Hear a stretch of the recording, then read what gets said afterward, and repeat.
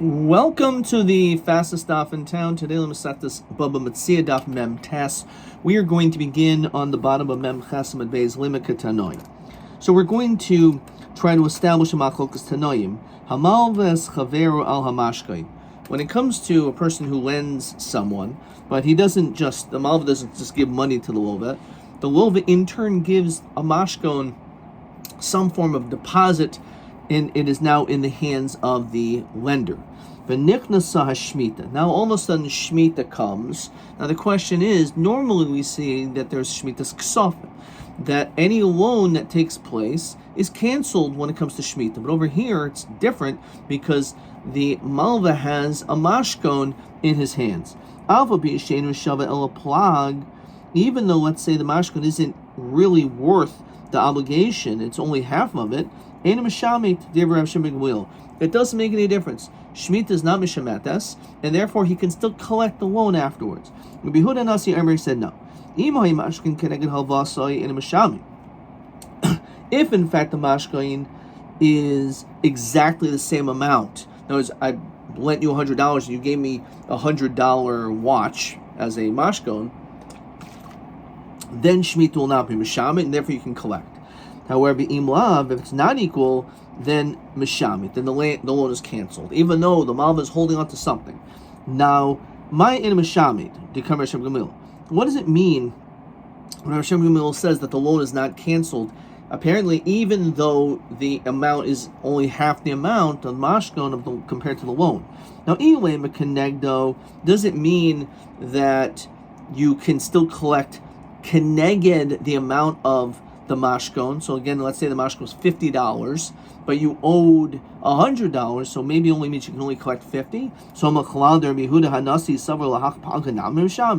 telling me that the amount which is keneged the mashkon also you cannot collect? You're holding on to a mashkon which is 50. So why would we say that you wouldn't be able to at least be able to hold on to that? So it can't be that they're arguing regarding keneged the mashkon. Ela mashkin the nugget lumale. So why is he holding on to the mashkin? What is the whole purpose as we continue Mem Testament Aleph?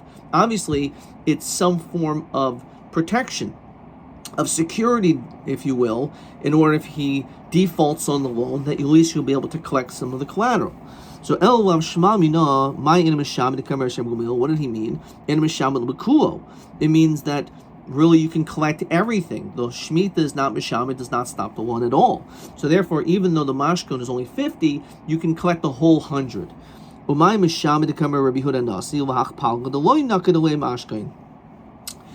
whole machlokus is only on the amount which is above and beyond the amount of the mashkon. This is the machlokus. The machlokus is there's connected the whole thing. Rabbi Yehuda Nasi Savar Kenegdahu Kaina. It's only opposite the amount of the mashkon. Well, my name is Sham the Kamer Sheba Gamliel Hach Pal the Nakal Mashkin. Really, all Rabbi Gamliel is saying is not that you can collect the whole 100. No, you can only collect up until the amount of the mashkon that you, the lender, are holding. However, the other 50 you can't. Which means, what can we deduce? Even the part that the malva is holding on to, still, even that, the mashkon, which is, let's say, worth 50, the malva doesn't even collect even for that. So as we asked before, what is the whole purpose of holding on to? Maybe the mashkon is just so that the malva will hold on to it to be reminded that he's owed money. Okay. Rav Kahana Yoiv Zuze Akisna. So Rav Kahana was given, accepted a partial payment for linen. Was Sophie Yaker Kisna. And then all of a sudden, the amount or the price of linen went up. So therefore, he actually wanted to retract, because since he got a partial payment for linen, he would, but now he's the owner of linen who's going to sell it, and all of a sudden linen went up in value. But since this guy only made a partial payment, so maybe he can just renege completely, and therefore he'll be able to find another person who will be able to purchase his linen at a much higher price. Of course, the problem is, as we've seen before, there's a potential mishapara. When you collect some money, the question is there a mishapara on the whole thing or any of it at all? So also coming to the Rav, Armalei b'mai denikdas zuze havlahu. that which you took the money, you have to give him that amount of linen, because after all, he did pay you for a certain amount of linen. Maybe he only gave you a partial payment, but for that amount, let's say it was half of, he paid half, so therefore you have to give him half of the linen that you promised him. However, when it comes to the other half, because he didn't pay you for it, it's only words, and therefore you could renege on that. Dietmar. Devar, when it comes to only an oral commitment, but there was no monies exchanged, even here partial money was exchanged, but the other half was only Devarim, so what's the din? There's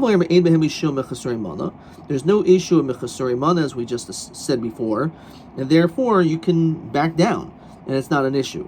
Rabbi Yochanan says no, you can't just back down whatever you want. The reality is your words do mean something, and therefore because of that, again, of course, even without monies exchanged, nonetheless, Rabbi Yochanan still says you cannot back down. So, Meisvi, Rabbi Yosef, Rabbi Yehuda Oimer, Matam Omer, what does the pasuk mean when it says Hin Sedek, that when it comes to being engaged in proper and righteous measures of weighing and scales of produce, you have to make sure your weights and measures are proper. V'lo hin b'chlal eifa haya. What is the purpose of mentioning these different languages? After all, Shahin, says Rashi, Yud is lugin. The hin is 12 lug. The Eifa, Shloisha Sayin Shahin Ayin Bez lugin. And it's Keneged 72 lug. So in other words, we already know that it's like saying, don't cheat with ounces, weights, and tons. So obviously, you can't cheat with one or the other because they're all intertwined in the same form of measurement. It's like the same metric system. So why does the Torah have to mention this? Ella must come to tell us shehein shulchat tzedek, v'lav shulchat tzedek. It's not just the word hin, and but it means the word hein. Yes, that whenever you say something, you should not change your words. Your words mean something. So when you say yes, it means you need to stick to it. When you say no, you have to stick to it. So apparently this is a proof that your words have value, and therefore this is actually a kasha on Rav, who says in b'hamishim chasur amana l'chayr that it should be. So Amar Rabbi, no, it doesn't have any halachic status, but it's just telling you that when you speak, you should speak what's in your heart. You shouldn't speak and have a different feeling about a person. You should be honest and upfront. But it's not a riot.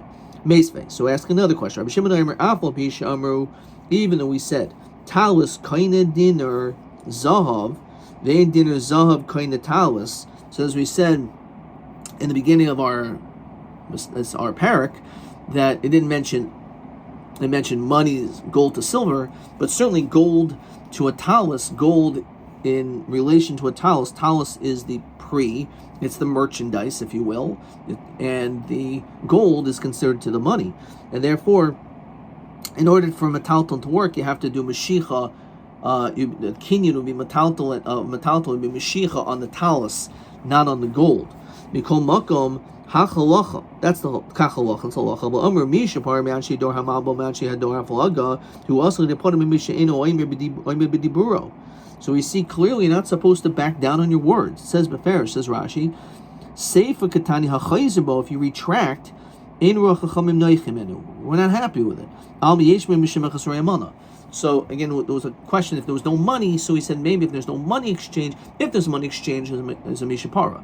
But if it's Devar and Ba'alma, so there isn't a Mishapara, but Ein Ruach HaChamim Noichimenu. The Chamim aren't happy with it. So therefore, it's not this, we say, yeah, it's Devarim, that words don't mean anything. Apparently they do. So Gemara says you're right, and therefore Tanoi he did not. It's actually a machlokas Tanoim, and we're going to find that Rabbi Yochanan ben Metzia argues did not. Masya Rabbi Yochanan ben Metzia. It's a story. She'amr levnoi. He went to his son and told him, "Say uschar lanu poalim. I want you to go and hire some workers for me." So halach. So the son, being obedient, listening to his father, and this is actually a mishnah in Seichas Poalim. Again, where what exactly happens over here, because the son was involved, but it's really the father that was asking him to do this. So they agreed, the son agreed that he would make sure that the workers were fed, he would give them some food to eat. Sheba Eitzel Aviv went to his father, Malo, Beni.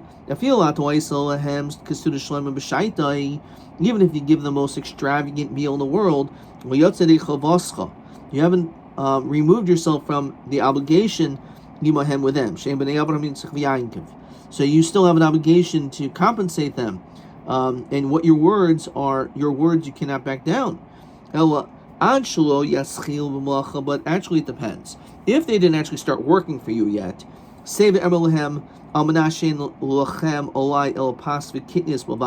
then you could change the terms. They didn't start working for you, so the whole idea of you feeding them is because they were going to work for you.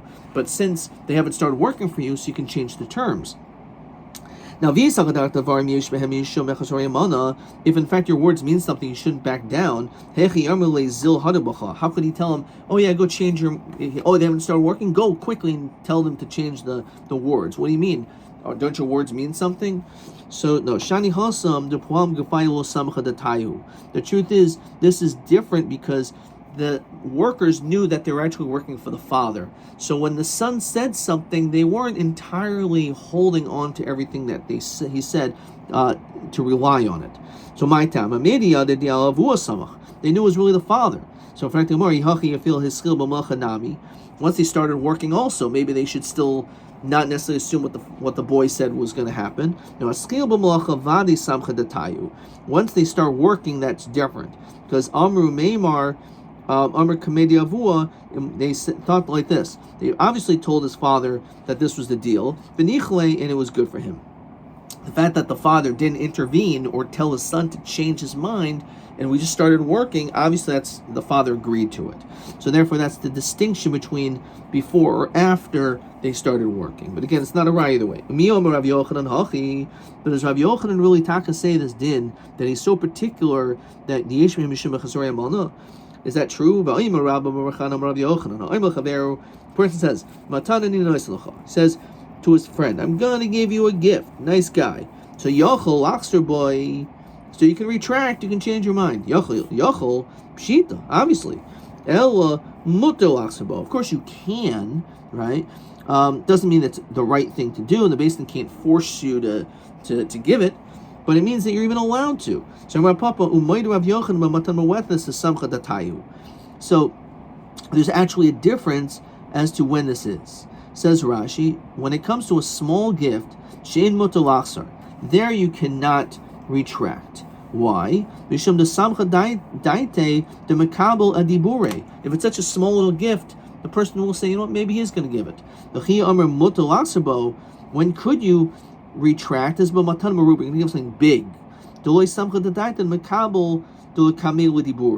not going to necessarily assume that what you said is 100% going to happen. And this is question 3 and TB6.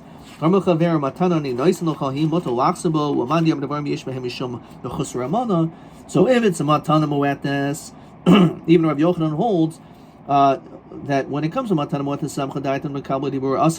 then Rabbi Yochanan says you can't retract.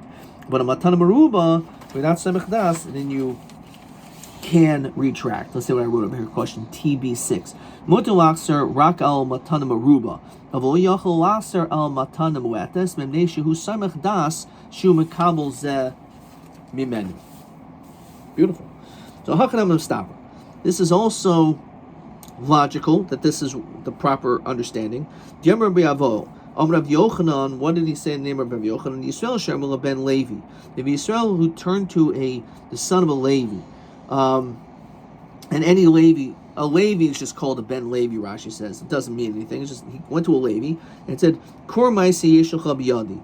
I have a certain measure of meiser rishon, in which I'm planning on giving to you. It's in my hands. So ben Levi Rishoy lasoisa trumas meiser al makom acher. So once he's done that, so I still have to give 10% Meiser Rishon to the Levi. The Levi in turn gives Trumas Meiser, which is also called Meiser Min Meiser, 10% of that, which is 1%. The Levi gives it to the Kohen.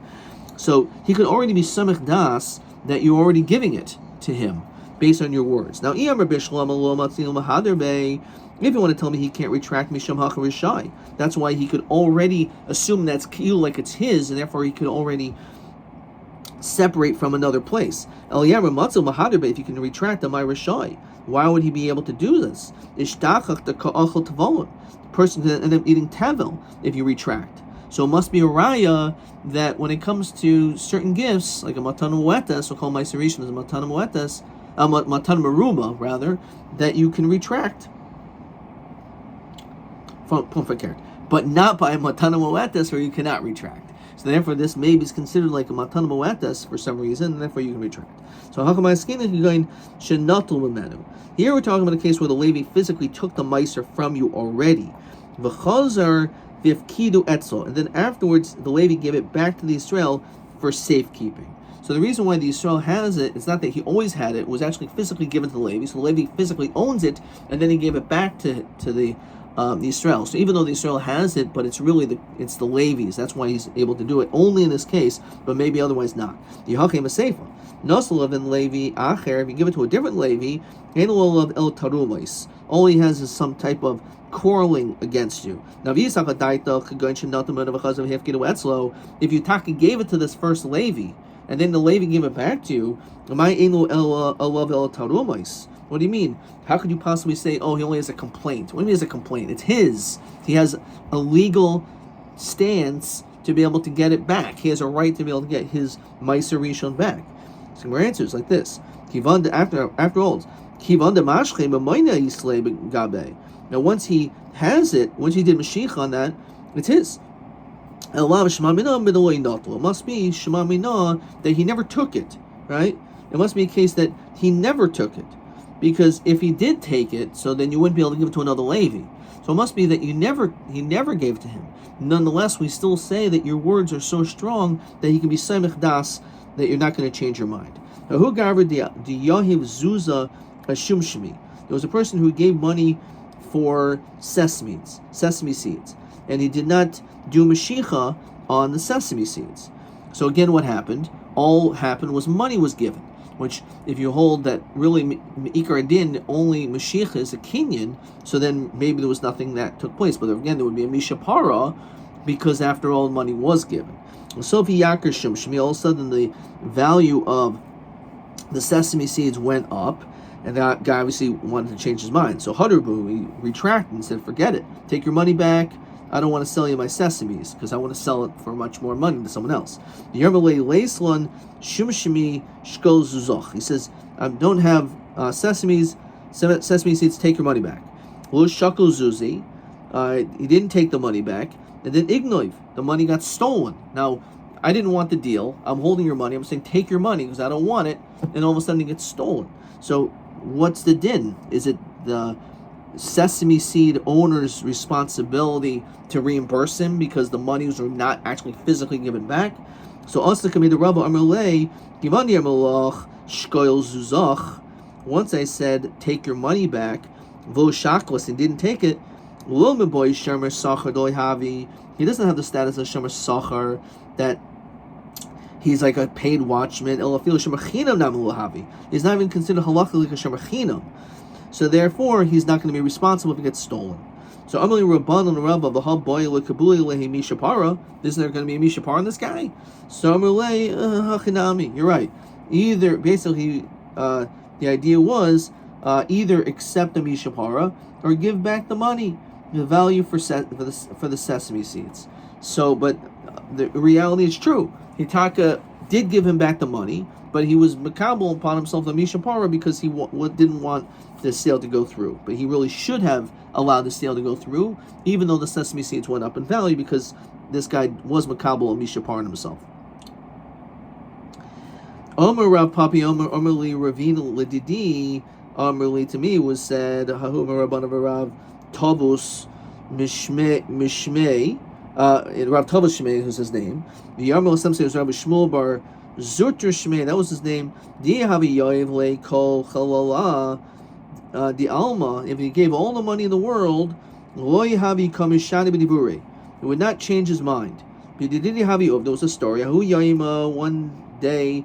It was Erev Shabbos. Vahavi Yasivna, he was sitting. V'yasahu Gav, a person came. They called Bava and he was knocking on his door. Amalei Islach Shumashmi Lazvuni. He said, do you have any sesame seeds for sale?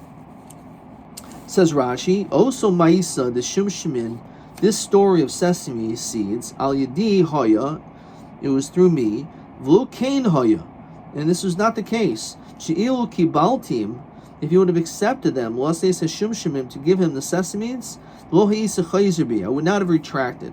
B'chol Halol Shal without all the money in the world. V'al Kain Banu Ladin El Kachoya. This is exactly how the story actually went. As we continue to Mem Testament base. So Amrulay Lo said, no, I don't. So Amrulay Lahavi Hanach Zuzi Bibikadin Gaboch. How about the money in which I can give you as a pikadon by you?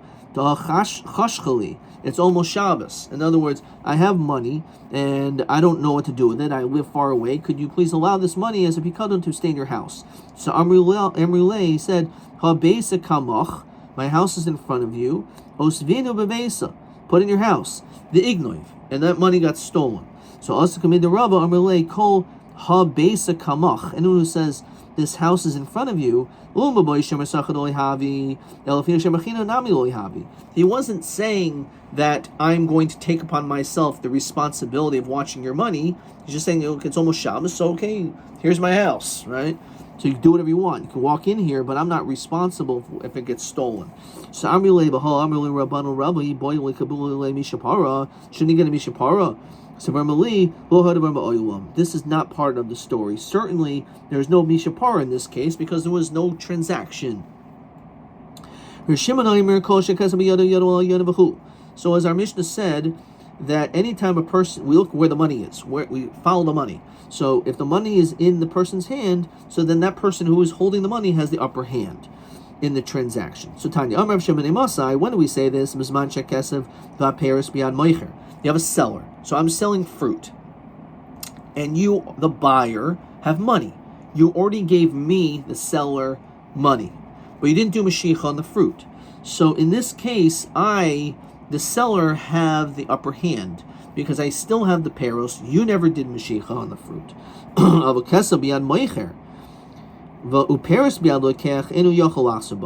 If, let's say, the money was given over to the seller, and the fruits are already in the hands of the buyer, if the money is in the hand of the seller, right, and the fruits are in the hands of the buyer, so you can't retract. In Yachal and they should kaspo biyad because the money's in his hand. Biyadai biyad meichahu. What do you mean? It's in the seller's hand. El memnei shedemei kaspo biyadai because the product is in his hand. So pshita, obviously, if he has the product in his hand, that means he did mashicha. So of course he's koinen. Of course you can't retract. Now, Rabbi Hakamayaskin can go in shachaisa aliyah sholokeach muskeres biyad meicher. Let's say what happened over here is that the upper floor of my house, of the buyer, is being rented by the seller. So therefore, in this situation, it's a little bit sticky because in this situation, says Rashi, Hari Mishicha Muskaris Biad Moicher, Bahayu HaPeris Munachem Biad Olekech. The fruits are actually in the hands of the buyer. Velo shetikna lo chatzero benesinas hamois. Tikivan de kibel hasachar nikna hamakam lamoicher. So once he pays him, he acquires the place to the seller. El Rav Shimon Islay Mois Koinais Devar Torah. We're going to see that Rav Shimon is of the opinion that Min HaTorah, all you need to do from a talton is giving over money. Kedamrin, and as we saw previously on Mem Zayin, that really money is a din deraisa, and mois is kaina as a tekana derabanan. V'achol itzrach tekanta. But over here we're going to see there's no need to make a tekana, even though, again, Mashiach wasn't done. My tikkun rabbanan, etc. So again, time of my tikkun rabbanan Mashiach. So again, meikar hadin kesef is kaina. So there was monies that were exchanged, were given. But over here, the question is, what's the din over here with these fruits? So normally we say you need to do Mashiach because there's Shema Yarmel and Nisr Chitach Maliyah. The concern is that if you give me the money and the fruits are still in my warehouse and you haven't taken them, the buyer hasn't taken my fruits, and all of a sudden there's a fire on those fruits, I'm not going to care because I already got my money. But hacha b'rishus l'lekeach ninhu. Here, the fruits are actually in the rishus of the buyer, right? It's just that there was a rental agreement over here. So in nafla deleka, if there's going to be a fire in the buyer's house, ihu tarcham aisela, he's certainly going to be matriach himself. Okay. Hahu gavrid. So that's the logic. So there's no concern that the fire is going to end up destroying it because you're going to want to protect and guard it. Hahu gavra yoiv zuze. Person gave money a chamra for the sake of wine. So similar idea. Now say shamadaka boy leminsave debe parzak rufila. So he heard that that he was going to. It was going to be, says Rashi, Shem Hatzar. There was some government official that was going to be coming who was Rafila, the Mishnah Lamelech, the second in command to the king. So Omer Le Havli Zuzi, give money back. Will be in a chamra. I don't want this wine. So also coming to Rav Chisda, Omer Le Kadesh Tekinu Mashiach B'Maychin Kach Tekinu Mashiach B'Kuchais. So just like Mashiach works for the seller's sake, also for the buyer's sake as well, says Rashi. Therefore, lachser behem halukuchais, you could actually back out as well. Okay. Says the next Mishnah, says the Masnisa, ha'oino. So what is the din of oino? So you cannot overcharge when it comes to metaltalin, not by karka, but by metaltalin, a sixth. If you charge a sixth over or under, so it's a good transaction, but you have to pay back the difference. If it's a small difference, like 1/7, so then it's a good sale, and that's it. If it's, let's say, 1/5, which is more than ona, then it's we say the mekach is bottle. So that's the basic din of ona. So the Mishnah explains it here. Ha'ona arba kesef, me'esrim ba'arba kesef l'sela, shtusel mekach. So it's a 1/6 of the transaction. But it explains that 1 sela is equal to 24 mois, and therefore, if we're talking about 4 to 24, 4 over 24 is simplified to 1/6. So therefore, that is the amount. Now, ad mosem muter lachsor. Until when can you retract, says Rashi? Mishe nis'ane, someone who is overcharged. Navahanakit lashon muter. The reason why we use the language you're allowed, lashmina, to tell you the lake afil misha para. There's no issue of even mishapara when a person is being overcharged in this way. That's why I use the language of mutter. Ad kadei shira latagar, so it's enough that it should be seen to the merchant, or to a relative who basically will point out that you're charged too much. Now, if that time came and went, it's clear that you were moichel on the ona, and therefore you can't get it back. Harav tarfin belud, so he paskin ha'oina shmoine kesef me'esrim v'arba kesef l'sela shlish l'mekach. So he actually has a different number, that it's 8 to 24, which 8 to 24 is simplified, not 4 to 24, 8 to 24, which is a third. V'samchut tegari lud, and obviously the people that were selling things were very happy because that means they were able to make a huge profit, and still it was considered to be a valid sale. Therefore, samchut tegari lud. Armelhen kol hayoim muter lachser. He says all day they can retract. Now the Chachamim said you only have a short amount of time to retract. However, he said you have the whole day to retract. And therefore, because of that, that's too long. And therefore, he said, you know what, I'd rather make a smaller profit, but to know that there's going to be less refunds. Says the Gemara, Idmar, Rav oimer shtus mekach sheninu. Shmuel oimer shtus mois nami sheninu. So what exactly is this machlokas? So the Gemara explains. So, imagine Shavi Shisa b'chamisha. Shavi Shisa b'shiva. So it was really worth 6. But instead it was either sold for 5 or for 7. So either the buyer or the seller ended up losing out on a 6th.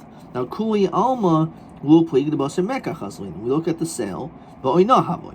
That's considered to be 1/6 because 6 to 7 or 6 to 5, we say is 1/6. Ki pligi shabi chamsha b'shisa. The machlokas is, what if it's worth 5 and now you sell it for 6? So therefore it's really 1/5, which is more. Vishavi shiva b'shisa. Or that it was worth 5 and you're Vishavi shiva b'shisa. It was worth 7 and you sold it for 6, which means it was only a 7th.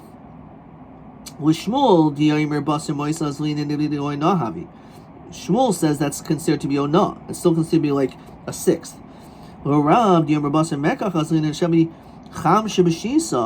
When you're dealing 5 to 6, bittul mekach, that's considered to be batel because it's 1/5, which is more than 1/6.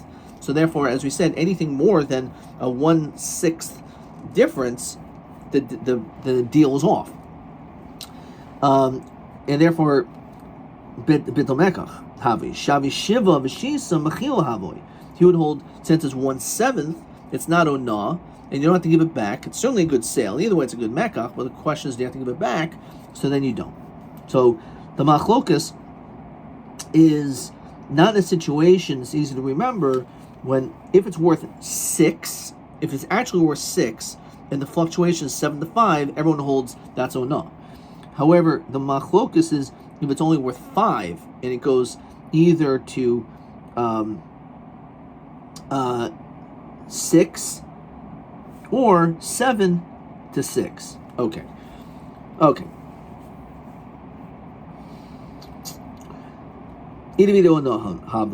So Rav Diermer Basar Mekach Azlinan, according to Rav, who says that we go Basar the Mekach. Okay. What does he say? Shavi Chamisha Chamsha B'Shisa Bittul Mekach. So if it's a 5th to a 6, it was worth 5 and it was really a 6, you sold for 6, that definitely Bittul Mekach because that's a 5th. Shavi Shiva B'Shisa Mechila Havoy. Okay, I think I said that already. Ushmol Eimer Ki Amrina Mechilo Bittul Mekach. When do we say that there's a Mechila or the Mekach is Batal? Hecha Delei Kashtos. Mishnei Stadim.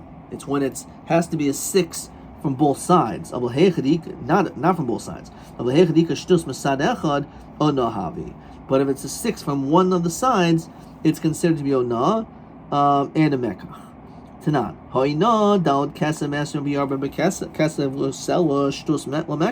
Now our Mishnah says 4 to 24, which is 1/6. Ma'alav the zavin shavi esrim be'esrim. There's something worth 20 be'esrim barba, and you overcharge it to 24. Shema minah shtus mois nami shninu. So we see it actually works that way too. Well, the zavin shavi esrim barba be'esrim. The item was actually worth 24, and you sold it for 20.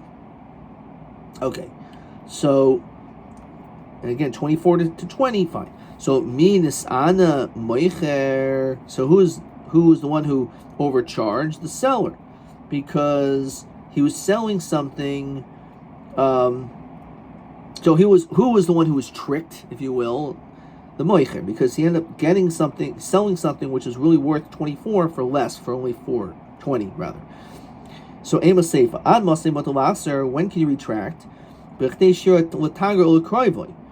sounds like the loikeach is the one got tricked because he's going to go back and show his family.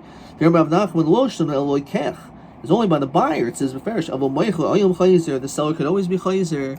So we see clearly you can't say that our Mishnah is talking about a case of the moicher. We're talking where the moicher was tricked. We see the case of the loikeach was tricked. Actually, it was worth 24 be'esrin betam utamya, and he actually ended up overselling it for 28. So therefore, we have to establish our Mishnah again that the lokeach was tricked, because only when the lokeach is tricked, he has a certain time limit. When the moicher is, I'm using the word tricked, but he ends up losing money, so then he can always retract. So our Mishnah has to be talking about a case where the lokeach lost out. So therefore, how does the lokeach lose out? We're talking about a situation where it was worth 24, and he ended up buying it for 28. He ended up spending more money. He was overcharged. Tanan. So Rav Tarfon apparently came up with this leniency. She says a third. Ma'alav, the Zavin Shavi Shitzrei, that it was worth 16, and he sold it be'esim va'arba. And therefore, what do we see? The lokech again was tricked. So again, we see that it works in this direction as well. Well, the Zavin Shavi esim va'arba b'shitzer. Actually, what he did was he sold something for 24, something that was worth 24, and he only got 16. So again, minas ana moicher. Who was the one who got the raw end of the deal? The seller. So again, the problem is it doesn't fit with our Mishnah. You can always retract. So again, our Mishnah is talking about the lokeach is the one who got overcharged, not the other way around. So you can't say it that way. What happened was, so what we said over here, according to the Tanakama, we ended up saying that it was worth 24, and he sold it for more, 28. So it's similar over here. It was 24, it was Shavit Chavdalad, but Tlasnu Trin. But he ended up selling it for 32, so again, he overcharged. So therefore, again, it's established in accordance to the din of the lokeach being overcharged. Either it was worth 24 and he sold it for 28, or it was worth 24 and he sold it for 32. So that would be the difference between, again, a 1/6 or 1/3 variable. But again, it's not a raya either way. Tanakh said is Shmuel. So we're actually going to show a support to Shmuel that says shtus mais nami sheninu. So misha notol yado al yaina. So he says someone who it's placed upon him, says Rashi, mi shaha'ina alav, the person who the ana is on him, knows the victim, he has the upper hand. Ketzad, what exactly is the case of the person who is the victim? He has the upper hand. So machalo shavahei bevav. Let's say it was worth 5, but it ended up overcharging the guy, so the lokech loses out, and now he has to pay 6. So minasan lokech. The lokech is the one who was overcharged. So yad lokech al yoin. So in that case, the lokech, he has the upper hand. What is the upper hand? Ratza omer tenli moisai. He can say, "Give me my money back." Or tenli ma she'onisani. Or he can say, "Give me the difference. Give me the dollar that you overcharged me." That's the loiva, the loikeach, because he was the one who was deceived, so therefore he's the one who has the ability to step up and say, I have the choice. I'm throwing away, I don't want this deal at all, there's no mishapar, just give me my money back, or give me the difference. Machar loy shav, as we continue to daf nun, shav sheish b'chamesh. Let's say it was worth 6, and he ended up only getting 5. So minas ana, who's the one that was undercharged? Moicher. So the moicher is the one who's losing out. So in that case, yad moicher al yaina, the moicher has the upper hand. Ratza oimer lo tainli mekchi lo tainli ma she'o nisani. So he said again, in that case, the moicher can say, "Give me the difference," or gonna want to back out on this deal. Okay, let's see question. We're gonna stop there. Let's see question 5. Question 4 rather. Shavi chamisha v'shisa. It was worth 5, but he sold it for 6. Shavi shiva b'shisa. It was worth 7, and he sold it for 6. Mahu din ha'hoina kan. So that's where the machlokas is in those two cases. So shavi chamsha, it was really worth 5, but he sold the b'shisa, and he sold it for 6, which means the loikech was overcharged. So Rav the basar mekach azil havi bittul mekach. He says that's considered to be the mekach is completely batal, because it was only worth 5. You charge him for, you got 6. So Shmuel, so that's like a 1 out of 5. And therefore the mekach is batal. Shmuel kana umaksor no the shtus moisu, because if you look the other way around, the 6 to 5 is maybe like 1/6. So it depends on which way you look at it. Shavi shiva b'shisa l'rav de basar mekach azlina azil mechilahu, because it's considered to be like 1/7. However, with Shmuel, so according to Shmuel, he holds that as long as it looks like a 6 on one direction, if you will, in the opposite direction, so that's still considered to be on so it's a good sale. However, according to the sheet of Rav, it's totally on according to the Shita of Rav, it's shtus mekach sheninu, and therefore in that situation there would be a machlokas. This is the more ki pligi shavi chamisha b'shisa v'shavi shiva b'shisa. L'shmuel di'emer baser moisa azlin and idi v'idi noyhavi.